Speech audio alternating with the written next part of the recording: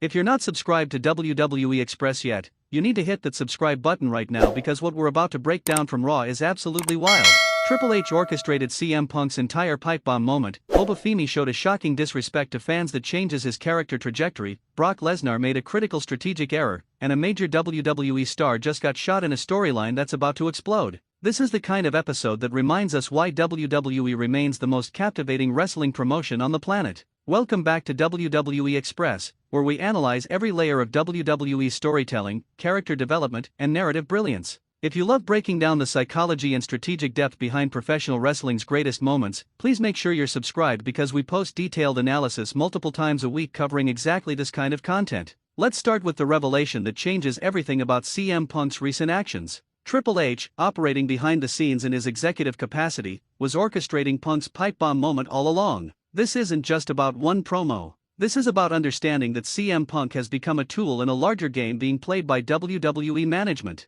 Think about the implications of this for a moment. CM Punk believed he was acting independently, speaking truth to power, being the rebellious voice challenging the system. But the entire time, Triple H was writing the script. From a narrative perspective, this is sophisticated character work. It positions Triple H as someone who understands CM Punk so completely that he can manipulate Punk's own rebellious nature against him. Triple H knows that Punk's power comes from the perception that he's speaking unauthorized truth. So by authorizing it, by orchestrating it, Triple H essentially neuters Punk's entire position. Punk's value proposition is that he speaks what management doesn't want him to say. But if management is actually saying it through him, then Punk becomes a mouthpiece rather than a truth-teller. The beauty of this angle is how it raises questions about autonomy and authenticity in professional wrestling. Can you be a rebel if someone in power is guiding your rebellion? Can you speak truth to power if that power is actually directing your words? These are the kinds of psychological layers that make professional wrestling fascinating as a storytelling medium. Triple H has essentially weaponized CM Punk's own credibility against him, and Punk didn't even see it coming.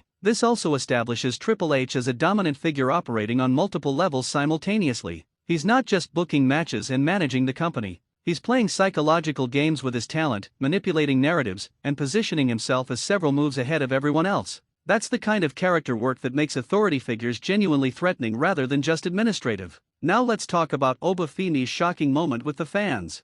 FEMI, who has been positioned as a rising powerhouse with incredible physical dominance, did something completely unexpected. He showed disrespect toward the very fans who have been supporting his rise. This is a critical character pivot because it transforms how we understand FEMI's trajectory. He's no longer just a strong wrestler climbing the card. He's becoming something darker, something more arrogant, something more dangerous. What makes this moment narratively significant is that it changes the emotional context of FEMI's future matches. When a wrestler disrespects fans, when they demonstrate contempt for the very people who make professional wrestling possible, you're crossing into villain territory in a serious way. This isn't just about being a bad guy in the traditional sense. This is about establishing that FEMI has become so convinced of his own dominance that he believes he exists above the need to respect the audience. That's a psychological shift that elevates his character into something genuinely compelling. The implications of this are massive. If FEMI continues down this path, he becomes positioned as someone who's destined for a confrontation with whoever represents the fans' interests. Maybe that's Cody Rhodes.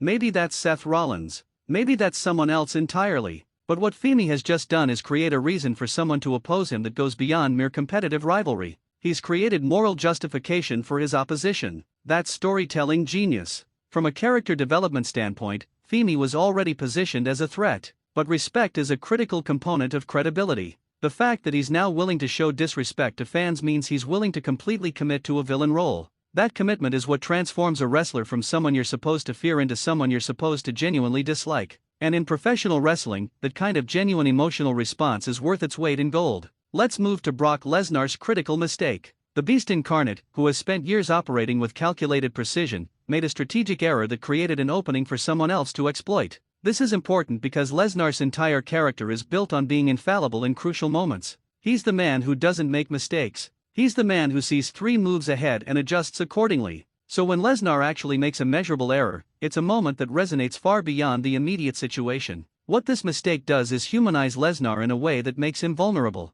For years, we've understood that beating Lesnar requires extraordinary circumstances or someone operating at a genuinely transcendent level. But if Lesnar is capable of mistakes, if his judgment can be clouded, then suddenly the pathway to defeating him becomes clearer. This opens doors narratively that were previously closed. Multiple wrestlers can now conceivably challenge Lesnar with the belief that they can exploit an error the way Lesnar himself has exploited errors from others. The psychological dimension here is critical. Lesnar's power came partly from his precision and his infallibility. If that infallibility is compromised, his entire positioning shifts. He becomes mortal. He becomes vulnerable. And vulnerability in professional wrestling is often the beginning of a downward trajectory or the catalyst for a massive comeback story. Either way, this mistake has changed Lesnar's narrative direction in ways that will reverberate for months. Now we get to the moment that's going to dominate discussion across wrestling communities. A major WWE star got shot in a storyline angle. This is the kind of dramatic escalation that WWE deploys sparingly because it carries enormous narrative weight.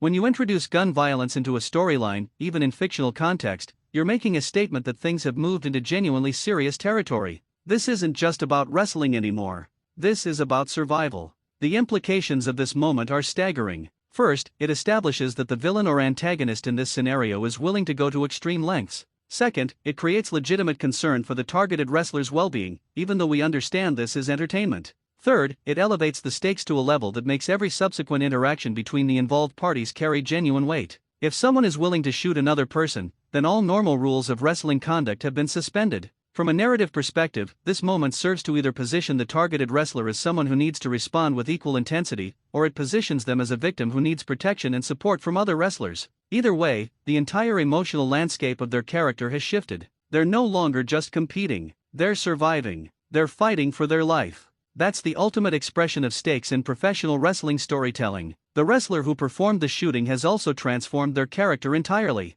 They've crossed a line that can't be uncrossed. They've demonstrated they're willing to use lethal force to achieve their objectives. That makes them genuinely dangerous in ways that typical wrestling villainy doesn't usually express. They're not just a bad person in the ring. They're someone capable of real violence in ways that connect to actual criminal activity. What WWE has done with this collection of moments is create an episode that operates on multiple narrative levels simultaneously. You have Triple H playing psychological chess with CM Punk. You have OBA FEMI's transformation into a contemptuous villain. You have Brock Lesnar's unexpected vulnerability. And you have an act of extreme violence that escalates the entire emotional tone of Raw. That's sophisticated television that demands analysis and discussion. These moments don't exist in isolation. They're part of a larger narrative tapestry that WWE is weaving. Triple H's revelation about orchestrating Punk's moment positions him as a mastermind. OBA FEMI's disrespect to fans positions him as a villain who needs to be opposed. Brock Lesnar's mistake creates vulnerability that others can exploit. And the shooting creates a storyline that demands immediate resolution and consequences. All of these threads are now woven together in ways that will create narrative momentum heading forward. This is exactly the kind of complex, multi-layered storytelling that WWE Express exists to analyze. The character psychology, the way different storylines interconnect, the way physical and emotional stakes are escalated through narrative choices. This is professional wrestling as sophisticated storytelling, and it deserves to be discussed and analyzed with the depth it deserves. If you're enjoying this breakdown of Raw's major developments, you absolutely need to be subscribed to WWE Express. We post regular analysis of WWE's most compelling storylines, character development, and narrative dynamics. We explore the psychology behind every major angle and help you understand not just what happens in WWE, but why it matters and how it connects to the larger story being told. Subscribe to WWE Express now and turn on your notifications so you never miss our wrestling analysis. Leave a comment telling us which of these Raw moments you found most compelling. What do you think about Triple H's orchestration of Punk's pipe bomb? How do you see OBA FEMI's character development playing out? What are the consequences of Brock Lesnar's mistake? And what happens next after the shooting? We read and respond to every comment here at WWE Express. Thank you for watching, and we'll see you next time on WWE Express.